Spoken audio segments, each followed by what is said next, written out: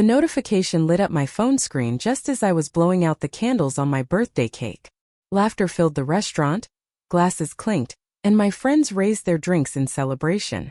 But the second I saw his name pop up, the world around me blurred. Hey Jenna, I just wanted to be upfront with you. I found someone better. Someone younger, hotter, and honestly an upgrade. I transferred our money into my personal account. Felt fair since I was the one making most of it anyway. No hard feelings. Enjoy your birthday. A sharp inhale caught in my throat. My chest tightened but not with heartbreak. No, something colder settled inside me. The words on my screen glowed like a neon sign spelling out betrayal. I didn't react. Not the way he probably expected. No gasp. No trembling hands. No dramatic scene. If anyone at the table noticed anything, it was probably just the way I suddenly straightened my posture. The way my smile sharpened instead of softened. I picked up my phone, thumb hovering over the keyboard, then typed one word. Congrats. No anger. No begging. No cracks for him to pry open and gloat over. Just a quiet, controlled response. Because what Brandon didn't realize, what he never once considered in his smug little world, was that I had seen this coming. Brandon had always been arrogant. At first it was charming, the confidence, the smooth talk, the way he made anything sound like it was his idea even when it wasn't. But over time, arrogance turned into something uglier. The late nights at work, even though his job didn't require overtime. The way his phone was always face down. The dismissive eye rolls whenever I mentioned our future, like I was foolish for even believing we had one. And then there was the money. First it was subtle. A Venmo payment that was suddenly delayed. A newfound concern over shared expenses, when he had never hesitated to cover dinner before. Then came the big red flag. Last month, he suggested moving our joint savings into an account under his name. It's just easier that way, he had said, waving a hand like it was a minor detail. I'm better with money, babe. I'll make sure we're set. I smiled, nodded, and even let him believe he had convinced me. That same afternoon, I walked into my bank and opened a new account. I didn't drain our savings, not completely. That would have been too obvious. Instead, I withdrew my portion little by little, just enough that he wouldn't notice. I moved it into my own account, leaving behind enough to keep up appearances. And now on my birthday I knew exactly what had happened. Brandon thought he had won. That he had taken everything. That he had left me with nothing. But he was about to learn just how wrong he was. An hour after his text, my phone buzzed again. This time from a mutual friend. Jenna, I don't know how to say this, but Brandon just hard-launched his new girlfriend on Instagram. The pit in my stomach turned ice cold. He literally posted, "The glow-up is real. Out with the old, in with the new. I am fuming for you." I clicked the link. And there he was. Proud. Smug. Posing in a luxury hotel suite. Arm wrapped around a woman who couldn't have been older than 22. Long legs. Perfect hair. The kind of effortless beauty that made people stop and stare. Brittany. The same Brittany he had told me was just a friend. The same Brittany he had rolled his eyes about, saying she was immature and annoying. And yet there she was, wrapped around him like a trophy he had just won. The comments under the post were ruthless. "Okay, King. Big upgrade. Damn. My guy went from economy to first class. RIP to the ex. She must be crying." Oh, how wrong they were. I wasn't crying. I was waiting. Because what Brandon failed to understand was that arrogant men always underestimate the women they betray. He thought he had taken everything from me. But he was about to learn. I had already taken everything from him. And the first domino? It was about to fall. And yet there she was. Wrapped around him like a trophy. Like something he had earned. Like I was just some stepping stone on his way to something shinier, newer. The comments were ruthless. "Okay, King. Big upgrade. Damn. My guy just went from economy to first class. RIP to the ex. She must be crying." Oh, how wrong they were. I wasn't crying. I was waiting. Brandon thought he had outplayed me. He assumed I would do what every woman before me had done, fall apart. He expected tears, desperate messages, maybe even a drunken voicemail demanding answers. But the thing about men like Brandon, they always underestimate the women they betray. Because he had forgotten something. Whose name was on the lease of our apartment? Mine. Whose credit card had he been recklessly swiping for 6 months? Mine. Who had built our savings account while he only ever contributed with empty promises? Me. I stared at my phone, at the photos, at the comments meant to humiliate me. And I smiled. Brandon had made the first move. But I was about to make the last one. Because while he was busy celebrating his so-called victory, he had unknowingly set himself up for a downfall so spectacular that even he wouldn't see it coming. And the first domino? It was about to tip. 3, 2, 1. The moment I got home, I changed the locks. Brandon had never put his name on the lease. That was too much work, according to him. Babe, why do all that paperwork? You're way better at that stuff than I am, he had said when we moved in. And now? That laziness was going to cost him. The landlord didn't hesitate when I called. You're the only one on the lease, Jenna. You can do whatever you want. By midnight, Brandon no longer had a home to come back to. At 1 a.m. my phone buzzed. A single text. Brandon.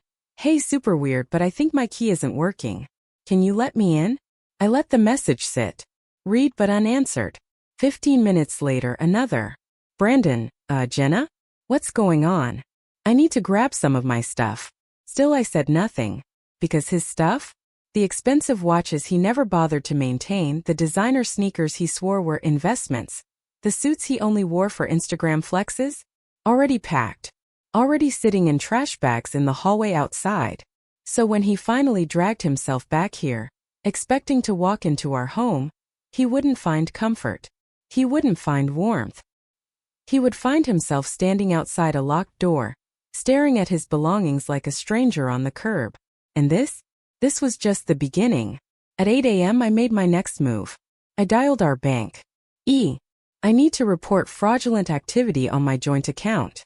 The rep's voice was polite but firm. What kind of fraudulent activity, ma'am? I took a slow, deliberate breath, letting the weight of my words settle before I spoke. Money was withdrawn without my permission. And I have text message proof that my ex took the funds maliciously. A pause. Then, would you be able to forward those messages to our fraud department? Of course. Happy to. I sent the proof within minutes. By 9:30 a.m., Brandon's precious personal account, the one he had smugly transferred our savings into, was frozen, pending investigation. And right on schedule, my phone lit up again. Brandon, Jenna. WTF did you do? My bank account is locked. I can't access anything. I sipped my coffee, smiled to myself, then typed back. Huh. Weird. Maybe you should call your bank. And just like that, the cracks in Brandon's new life began to show. And I was just getting started. I took a slow sip of my coffee before typing my response. Huh. Weird. Maybe you should call your bank? Then I set my phone down, savoring the warmth of my mug as I imagined what was happening on Brandon's end. The moment he heard the words, "Your account has been frozen pending investigation," the confusion turning to irritation, then spiraling into full-blown panic when he realized he couldn't access a single cent.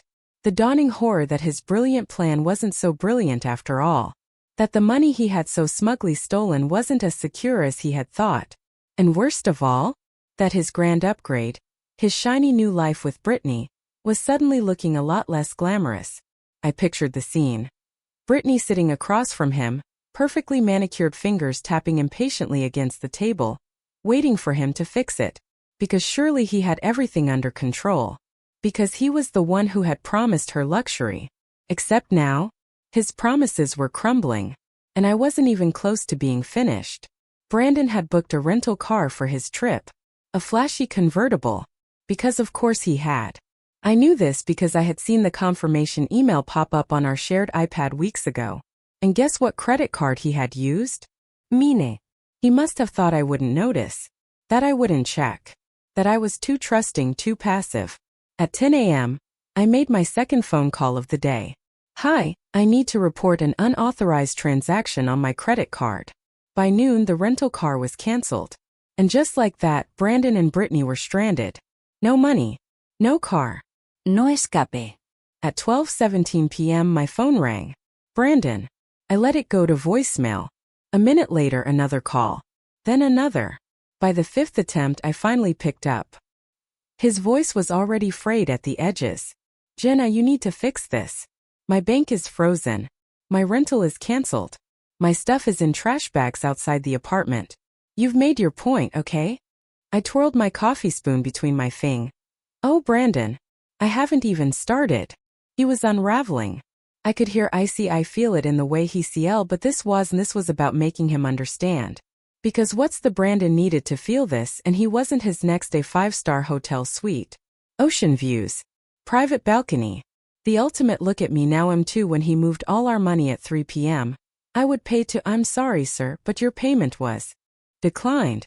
Unfortunately, we've had to release your reservation. I can only imagine the way Brittany's expression darkened, the way her arms crossed, the way she turned to him, waiting for, and then at 3:30 p.m., my Piauria hello.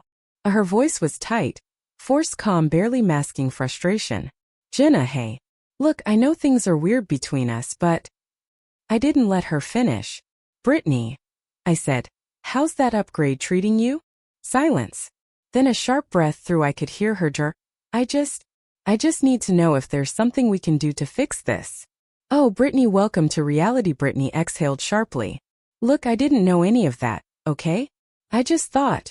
I cut her off before she could finish that weak excuse. You just thought he was an innocent, misunderstood guy who needed saving? Let me guess. He told you I was cold? Controlling? That I didn't support his dreams? The silence on the other end was deafening. That was all the confirmation I needed. Brittany had believed his lies just like I once had. She had seen him as some poor, mistreated man who had been held back by a woman who just didn't get him. But now she was seeing the cracks in the foundation. Now she was realizing she had been played. Too little, too late. While Brandon was scrambling to figure out how to pay for a hotel he couldn't afford, the internet was tearing him apart. Because, being the overconfident, social media-obsessed idiot that he was, he had posted about his new life way too soon. And people noticed. The comments flooded in like a tidal wave. Damn bro, flex too early. Imagine leaving your girl for an upgrade just to go broke in 24 hours. Nah, karma came with express delivery on this one. Even strangers, people who had no idea who I was, were dragging him. His arrogance had made him reckless. His ego had made him sloppy. And then it happened. The moment I had been waiting for. His boss saw it. At 4:45 p.m., my phone vibrated again. Brandon. This time I picked up. I wanted to hear him sweat. Jenna, you need to stop this. His voice was low, forced calm, but I could hear the strain behind it. He was trying to control the panic. Trying to sound like he still had the upper hand. I smiled. Stop what, Brandon?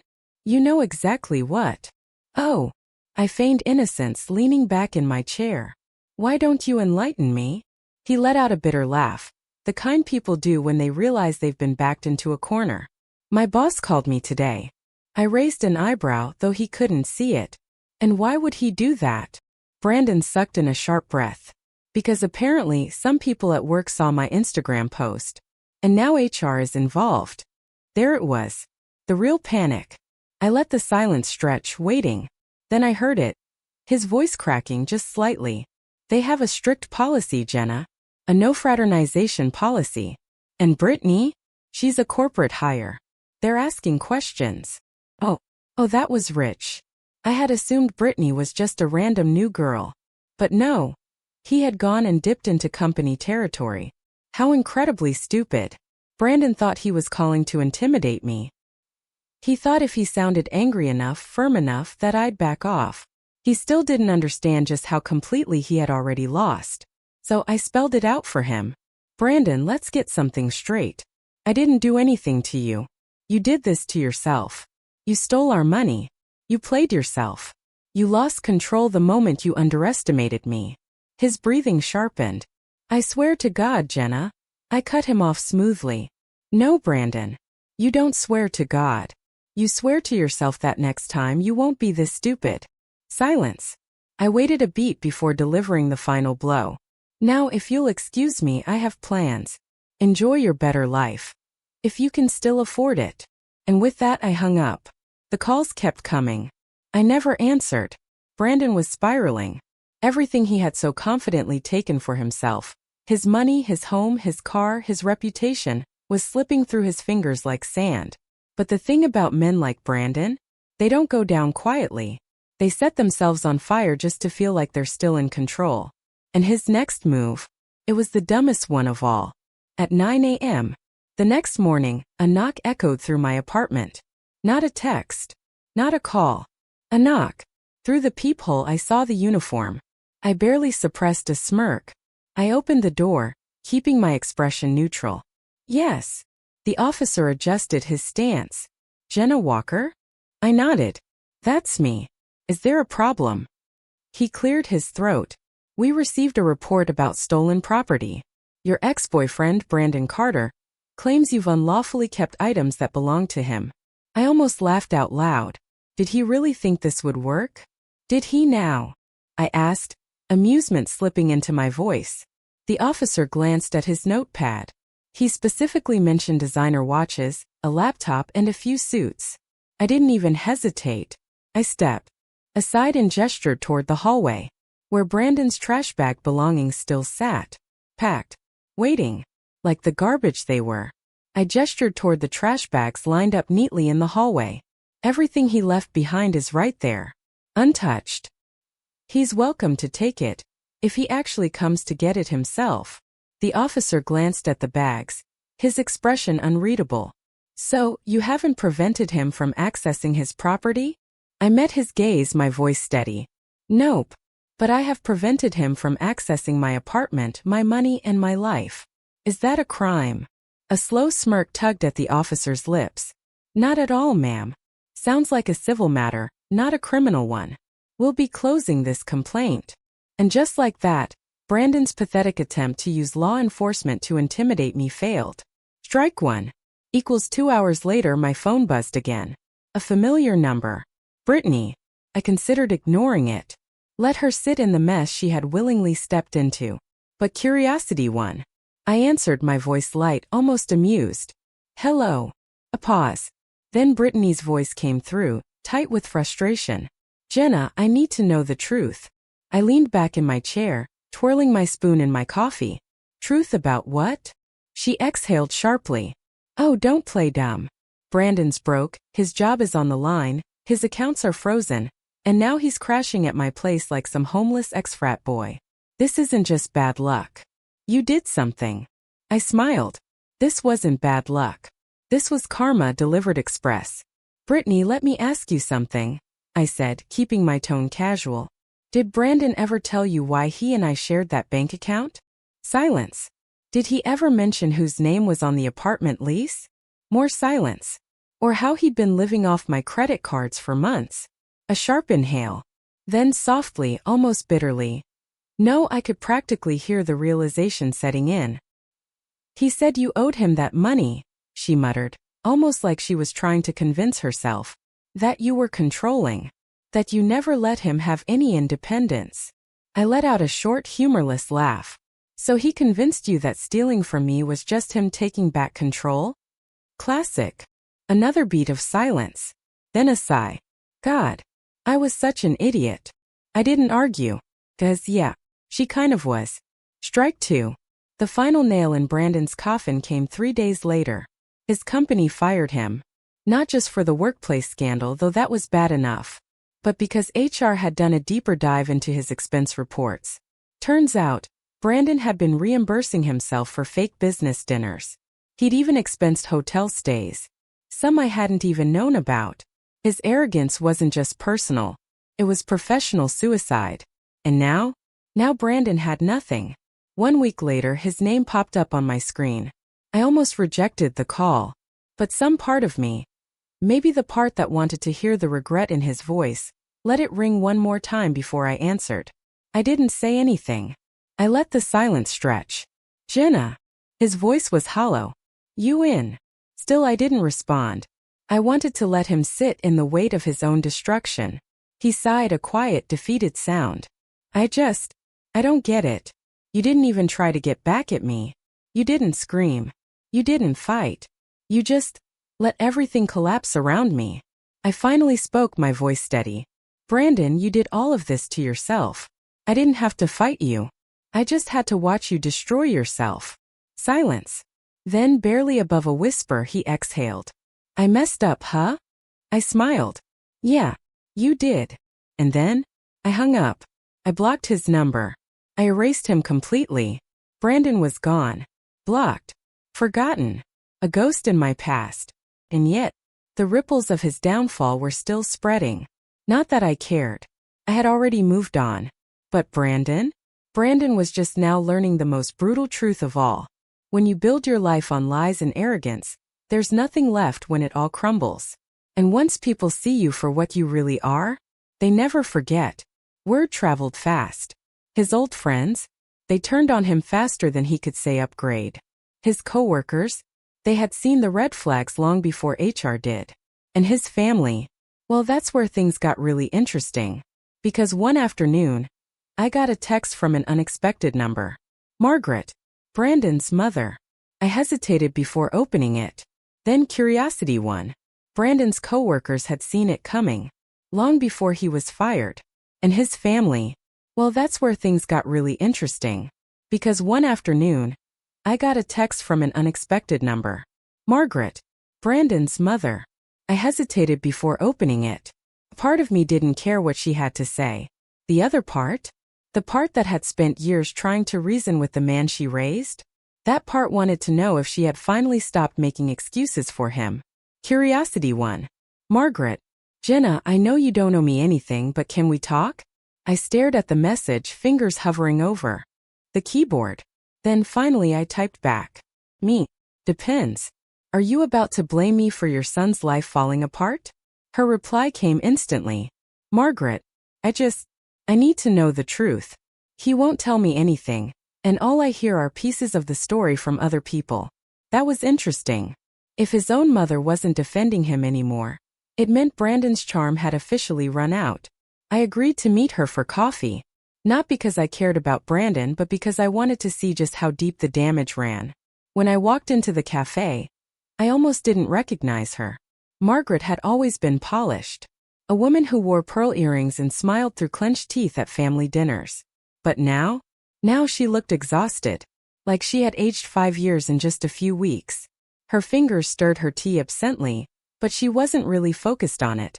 She was waiting, searching my face for answers before I even sat down. Thank you for meeting me. Her voice was quieter than I remembered. More tired. I need to understand how this happened. I shrugged, leaning back against my chair. Your son overplayed his hand. He thought he was untouchable. He thought he was smarter than me. Margaret sighed, rubbing her temples. He told us you were controlling. That you tried to ruin him. I let out a sharp, humorless laugh. Tell me, Margaret, what does controlling mean to Brandon? Because as far as I can tell, it means not letting him get away with everything he wants. She didn't argue. In fact, she looked guilty. Her fingers tightened around her cup, voice heavy with regret. We spoiled him. She exhaled, shaking her head. We always bailed him out when he screwed up. His dad and I thought we were helping, but I see now, we just enabled him to believe he'd never face real consequences. I took a slow sip of my coffee, letting her words settle. Then she asked the real question. The one I knew was coming. Jenna, is there any way back for him? I studied her face, the desperate hope clinging to the edges of her expression. Then I said the only thing I knew to be true. Not until he realizes that he is the problem. And by the way her shoulders slumped, I knew she already understood the answer. I heard bits and pieces over the next few months. Brandon moved back in with his parents. Apparently there were rules this time. No free money. No reckless spending. And definitely no more girlfriends using him as a stepping stone. Which was ironic. Because Brittany dumped him a week after our last conversation.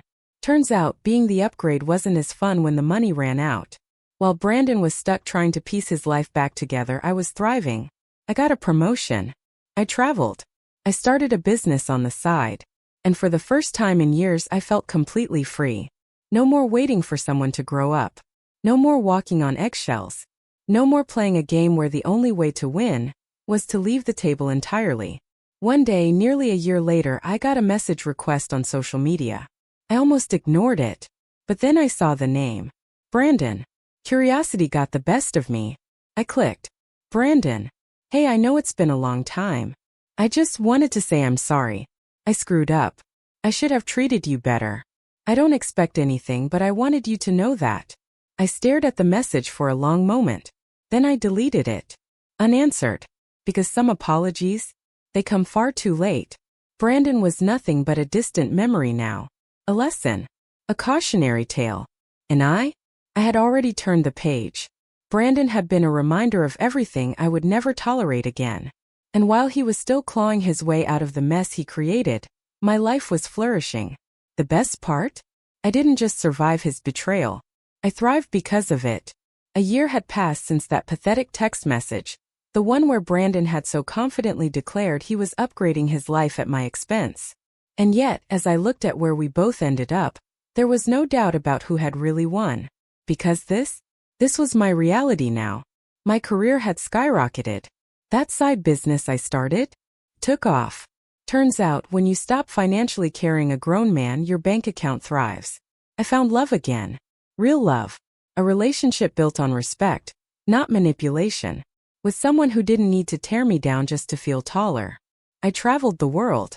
While Brandon was stuck in his parents' basement, I was exploring cities, trying new foods, rediscovering who I was outside of someone else's shadow.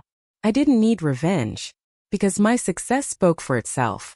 But life has a funny way of tying up loose ends. It happened at a mutual friend's wedding. I almost didn't go, but something told me this was going to be worth it.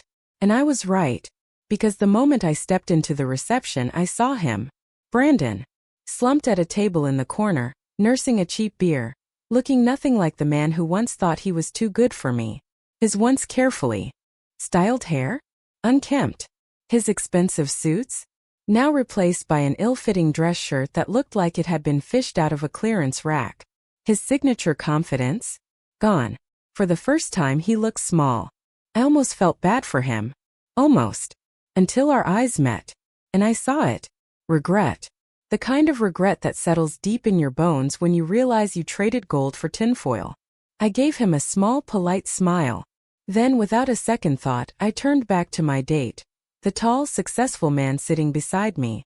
The one who actually valued me. And I let Brandon watch me move on. Later that night, I saw him lingering near the bar. Hesitation written all over his face. I knew he was going to approach me before he even made his move. Still, I let him squirm, pretending not to notice until he cleared his throat. Jenna. Hey. I turned, meeting his gaze with polite indifference. Brandon. He shifted awkwardly, stuffing his hands into his pockets. You look good. I smirked. I know. His lips pressed into a thin line. Clearly not the response he expected. I guess you heard about everything. My job. Brittany. All of it. I nodded, taking a slow sip of champagne. Yep. He let out a short, bitter laugh. Guess you're pretty happy about how things turned out, huh? I tilted my head, pretending to think it over before answering. No, Brandon. I met his eyes, voice calm but firm. I don't think about you enough to be happy or unhappy about it. The truth landed like a slap. His shoulders stiffened. He exhaled sharply. I'm sorry, Jenna. For everything. I wish I could take it back. I swirled the champagne in my glass, watching the bubbles rise. Then I sighed. You don't get it, do you? He frowned. Get what? I smiled, shaking my head. I don't need your apology. I never did. Because the second you walked away, I set my glass down and met his eyes with unshakable certainty. You set me free. Brandon's face fell. I gestured around us to the life I had built without him. I have everything I ever wanted. Then I let my gaze flicker over him, taking in the exhaustion in his eyes, the slump in his shoulders, the reality that had finally caught up to him. And you. A slow smirk curved my lips. Well, you have exactly what you deserve. His jaw tightened, his fingers twitching at his sides. But he had nothing left to say. Because deep down, he knew I was right. As I turned and walked away, I felt lighter than I ever had before. Brandon had been a part of my life once. But that's all he would ever be. Past mistake. A lesson learned. And the most ironic part? He once thought leaving me would be his greatest success.